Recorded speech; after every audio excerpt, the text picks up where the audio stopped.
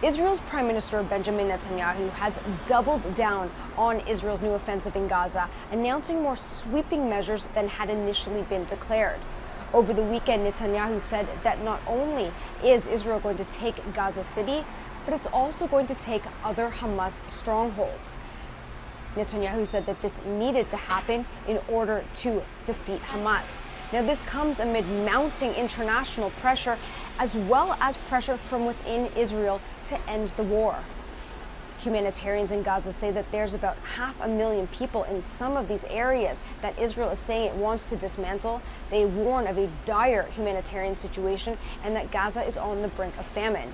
Netanyahu said that he had a talk with U.S. President Donald Trump after announcing these new measures, and he thanked Trump for his steadfast support. But Palestinians in Gaza say that they are bracing to once again be uprooted from where they've been sheltering. They say that they have nowhere to go. And families of the hostages in Israel, about 20 of who are believed to still be alive, they say they worry that this new offensive could cost their loved ones their lives. Last Thursday, Israel's Security Cabinet, instructed the IDF to dismantle the 2 remaining Hamas strongholds in Gaza City and the central camps.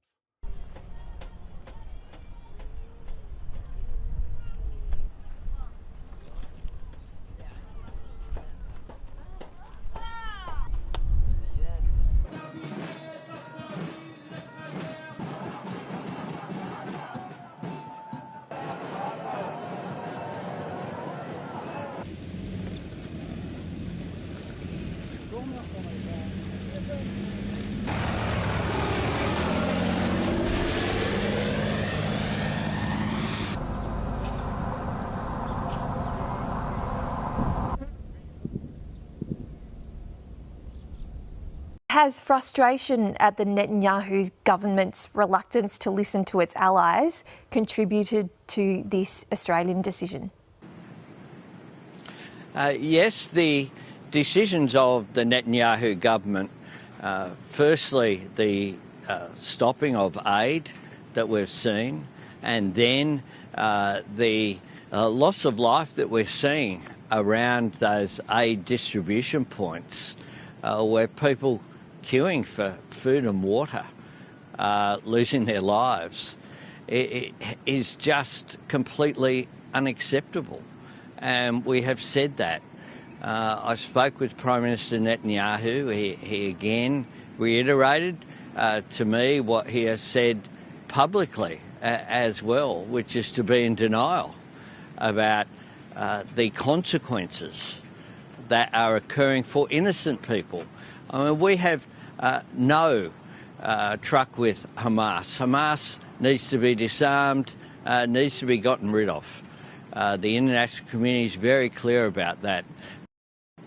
Well, we've been engaged with our like-minded partners, but in addition to that, of course, Prime Minister Netanyahu made a statement yesterday morning before we'd made the statement, following on from the discussion that I had with him last Thursday, where I clearly indicated that the discussion and his argument was the same that he was putting a year ago, that if we just have more military action in Gaza, somehow that will produce a different outcome. What it's producing is more and more innocent lives being lost, more and more violence, more and more destitution that we're seeing playing out with the starvation that has occurred in Gaza. And in the lead up to the September meeting of the United Nations General Assembly, what you're seeing is countries like France, the United Kingdom, Canada, other countries as well will be joining, saying that we need as an international community to build that momentum to a breaking of this cycle of violence.